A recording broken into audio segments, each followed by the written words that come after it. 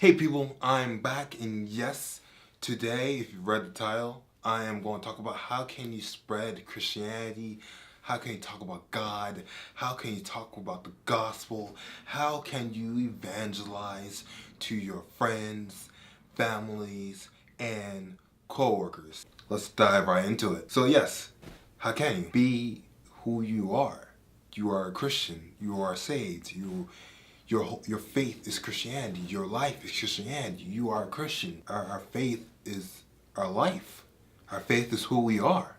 And when I say be yourself, I mean like if you go into a place, if you go into your classroom, if you're going to work and your coworkers or your classmates or your family or your friends tell you like what makes you so joyful or what like there's something different about you. What's so different about you? Like just tell them God. I know there are people out there that do this. I know there's also people out there that just try to like not say it, and I don't even know the reasons why they won't say it. If people are asking you what do you do every weekend, and if it involves God, Christianity, then tell them you went to a Christian summer camp, or tell them that you went to church, or tell them that you did this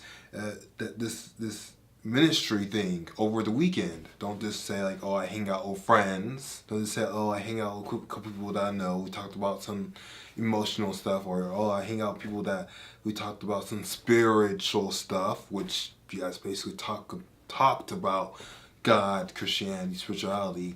Tell them. Be direct. Don't be ashamed of being a Christian. If you want to evangelize to your coworkers, to your friends, to your family members that don't even know Christianity, that don't know Jesus, then don't be afraid to tell them that you hang out with Jesus, that you are Christian, that you go to Christian events. I mean, I know that's so simple. I know it's so plain. I know that's what we should do, but I know that there are Christians out there that probably, in these situations where your coworkers ask you what you did, what you do yesterday, what you do Wednesday, they probably deflected by saying, oh, I hang out with friends, or we talked about spiritual stuff, or we did something cool, adventurous, somehow, some kind of way that doesn't specifically say Christian, gospel, hang out with God. I know that there are people out there. You're trying to evangelize someone, just be straight up, be real. You're a Christian. You are a Christian. Do not be ashamed. For Jesus said, if you're ashamed of me, then I'll be ashamed of you and the Father.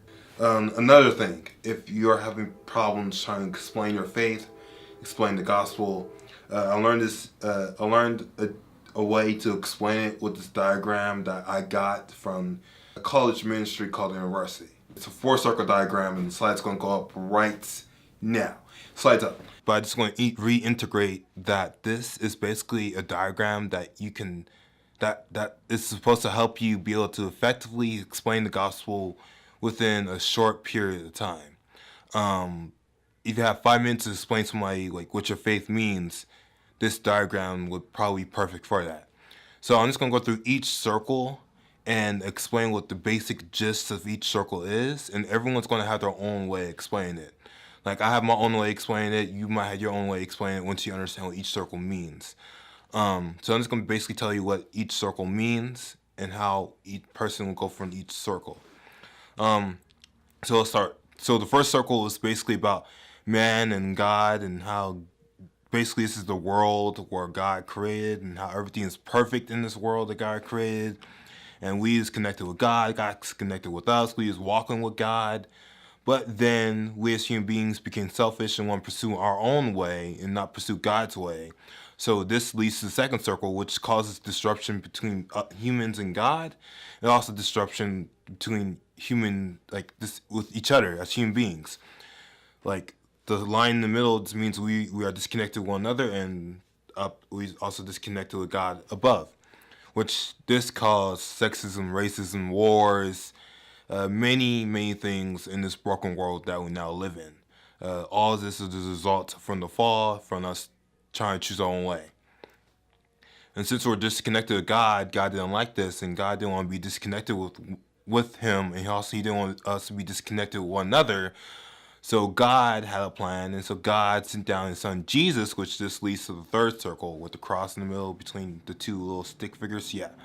So this leads to Jesus, and Jesus came down, which is God in the flesh, and basically told us that the way we're treating one another is not the right way to treat one another. And also, he came down in the flesh also to say that he sought out for us. He wanted us to come back to him. God wanted us to come back to him. He didn't want to be disconnected. He didn't want us to be disconnected from him anymore. He wanted us to come back to him. So yeah, Jesus came down, God came down, and basically said, like, hey, where you guys are acting is not the right way. This is the true right way. This is the way God wanted everything to be. And also, please come back to me. Come back to me and live eternity with me. So that's what Jesus came down, did all that kind of stuff. And after we receive Jesus within our hearts, the fourth circle is all about having Christ within our hearts, and once we have Christ inside our hearts, once our hearts is changed for God, how we as people will change in the way we act. So you're not going to be thinking in like a broken world mentality anymore. We're going to be thinking like, okay, this war is wrong, or sexism is wrong, or this is racist, and God do not like racism. Racism is wrong. We should stop doing this. Our actions change. Our actions change for the better for God. We go out and tell people about Jesus, about God, and about how he created us, and about how we should be acting a different way, how we, as people of Christ, how we are saved, and how God wants us back to him. And that's basically the gist of the four circles. Like basically, first circle is about perfect, everything's perfect. Second circle is about us being selfish and we disrespecting God, and now we're broken to God, broken to one another. Third circle is about God saying like, okay, I want you guys to come back to me. I don't want us to be disconnected anymore. So he sent down his son Jesus. Jesus told us that, oh shoot, the way we're acting is kind of not the right way, and he wants to come back to him, come back to God, Jesus. So God, once they have Jesus within our hearts, he changes from the inside out. Fourth circle is all about us saying like, okay, cool. Now I'm gonna go back out and tell people like, hey, this is the way things should be. This is the way things should be. In the result, the fourth circles. In the fourth circle, we're trying to get back to the first circle. That's basically what's happening. We're trying to get back to the first circle where everything is perfect. So once we have Christ in our hearts, we try to go make the world, try to bring the world shalom, or shalom basically means how trying to make the world become perfect again, which we can't do ourselves, but we can tell people we're trying to get as close as the first circle as possible, basically. I hope that makes sense, and I recorded this the second time, so this is probably why my audio is a little different. So I hope this makes sense, because I remember the first time I recorded it, I looked at the video, I'm like, no, this doesn't make sense clear enough. So yes, that's basically how you use the four circle diagram, and that's basically how you can explain the gospel within like 5 minutes, 10 minutes in a short period of time. Side note, if for the Christians out there that think evangelizing and telling people about the gospel is all about telling people that don't know Christ that, oh, what you're doing is horrible, what you're doing is wrong, and what you're doing you should not do, you should turn back because God do not like it. If that's all you do, if that's all you tell non-believers, they're not going to listen to you. They're going to ignore you and walk away. You know why? Let me tell you why. Because they don't know God. They don't know Jesus. They don't know the gospel. You're just telling them that they're doing things wrong and that God doesn't like it. They don't know who God is. So why do they care about God? First of all, just tell them who God is. Tell them who Jesus is. Tell them the gospel. Gospel equals good news. Tell them the good news. Tell them about that. And then from that, hopefully God reached their hearts. Once God's in their hearts, that's when they change. Once God's in us, once we knew who God was, then we like, okay, we gotta change ourselves. We gotta change who we are, because I cannot disrespect my Father like this. I cannot disrespect Jesus like this. I cannot disrespect someone who loves me so much like this.